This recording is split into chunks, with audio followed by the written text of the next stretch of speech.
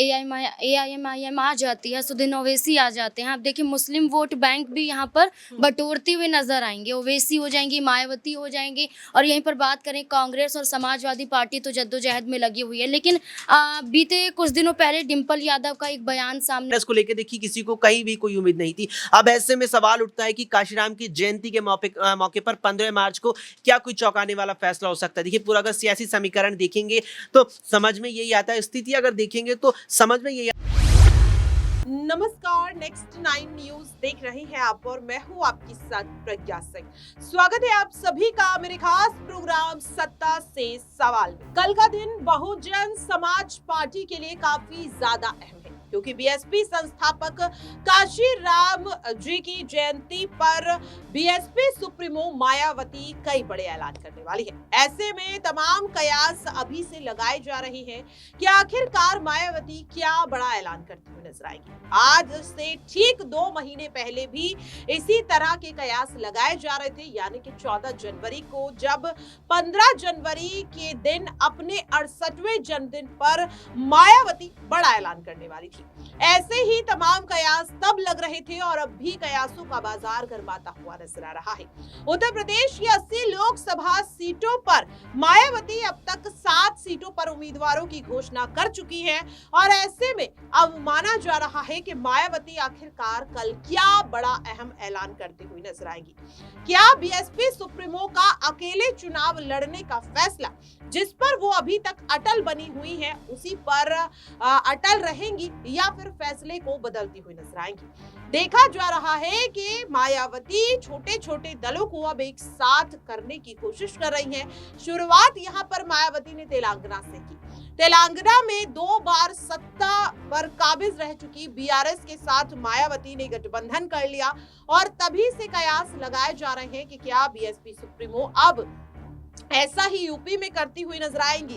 2 पार्टियों के नाम लगातार सामने आ रही हैं और जिन्हें महागठबंधन का नाम दिया जा रहा है। ये 2 पार्टियां हैं एएसपी और एआईएमआईएम। जी हाँ, दोनों पार्टियां लगातार कोशिश कर रही हैं बीएसपी सुप्रीमो से संपर्क साधने की कि उन्हें इंडिया गठबंधन की जगह अपने दलों के साथ शामिल कर सके। और ऐसे में क्या मायावती वाकई अब एक नया गठबंधन उत्तर प्रदेश में तैयार करती हुई नजर आ सकती है, क्योंकि जिस पीडीए वोट बैंक को इंडिया अलायंस अपने खेमे में करने की कोशिश कर रहा है, बीजेपी को इस वोट बैंक को साधने के लिए 51 सीटों पर कई नामों को काटना पड़ा।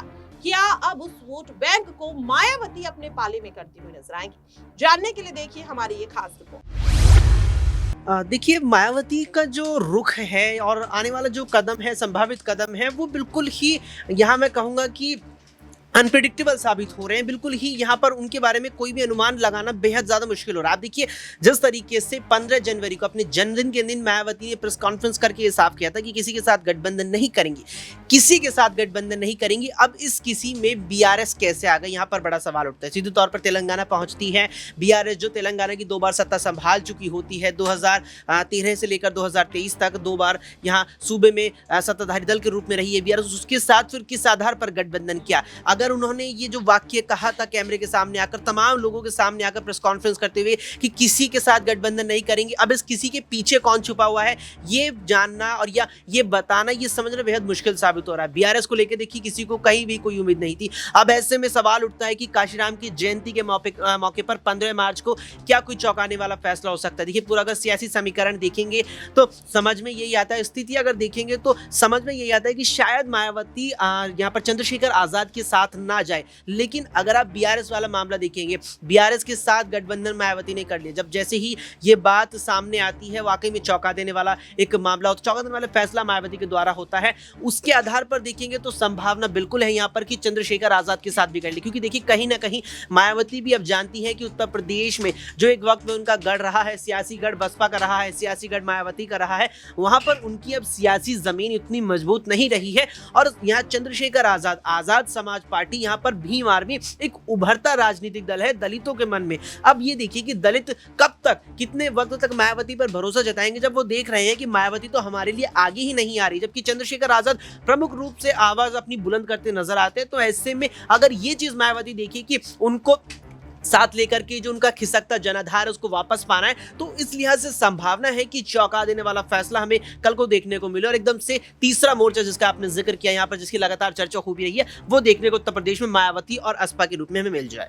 वाकई में। और यहाँ पर अब नाम कहीं ना कहीं AIMIM का भी आ रहा है। कहा जा रहा है कि BSP लगातार उनके भी संपर्क में है कि यहाँ पर कहीं ना कहीं सीधे सीधे मायावती की एक जो रणनीति है वो मानी जा रही है। और अगर ऐसा होता है तो कहीं ना कहीं सपा और कांग्रेस को एक बड़ा झटका लगता हुआ नजर आएगा, क्योंकि जिस PDA वोट बैंक को साधने की कोशिश लगातार अखिलेश करते हुए नजर आ रहे हैं, अगर मायावती BSP और यहाँ पर AIMIM के साथ गठबंधन कर लेती हैं तो वो वोट बैंक जो है वो कहीं ना कहीं उनके हाथ से छिटकता हुआ नजर आ सकता है।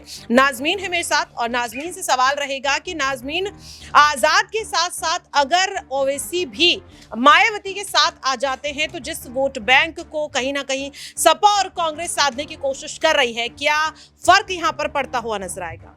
देखिए बिल्कुल यहाँ पर फ़र्क तो ज़रूर पड़ेगा। अगर AIMIM आ जाती है, असदुद्दीन ओवैसी आ जाते हैं, आप देखिए मुस्लिम वोट बैंक भी यहाँ पर बटोरते हुए नज़र आएंगे। ओवैसी हो जाएंगी, मायावती हो जाएंगे। और यहीं पर बात करें कांग्रेस और समाजवादी पार्टी तो जद्दोजहद में लगी हुई है। लेकिन बीते कुछ दिनों पहले डिम्पल यादव का एक बयान सामने आता है जहाँ पर वो ये कहती हुई नज़र आती हैं कि गठबंधन तो हो चुका है, हम और किसी भी गठबंधन के बारे में भी विचार नहीं कर रहे।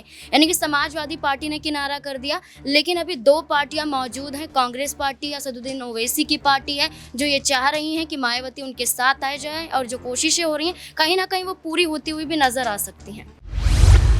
तो देखा अपने दर्शकों और सुना भी कि किस तरह से न्यूज रूम में मौजूद हमारे तमाम सहयोगियों ने भी इस चीज को माना कि अगर मायावती AIMIM और ASP के साथ गठबंधन कर लेती हैं तो इसका फायदा जाहिर तौर पर उन्हें होता हुआ नजर आएगा और सीधे सीधे NDA और इंडिया अलायंस दोनों को यहाँ पर झटका लगता हुआ नजर आएगा। इंतजार लगातार कल का किया जा रहा है कि 15 मार्च के मौके पर आखिरकार मायावती कौन सा बड़ा ऐलान करती हुई नजर आएंगी। कहा जा रहा है कि BSP ने लोकसभा चुनाव के लिए भी पैनल की यहाँ पर एक पैनल तैयार किया है जो कहीं ना कहीं सीटों को लेकर के जो असमंजस की स्थिति है उसे दूर करने की कोशिश करेगा। देखना अहम रहेगा कि मायावती क्या कल वाकई अकेले चुनाव लड़ने के फैसले पर बरकरार रहती है या फिर पलटते हुए यहाँ पर सीधे सीधे आजाद समाज पार्टी के प्रमुख चंद्रशेखर आजाद की तरफ गठबंधन को लेकर हाथ बढ़ाते हुए नजर आते हैं। इंतजार कल का है, देखना होगा कि आखिरकार क्या कुछ अहम फैसला BSP सुप्रीमो की तरफ से लिया जाता है।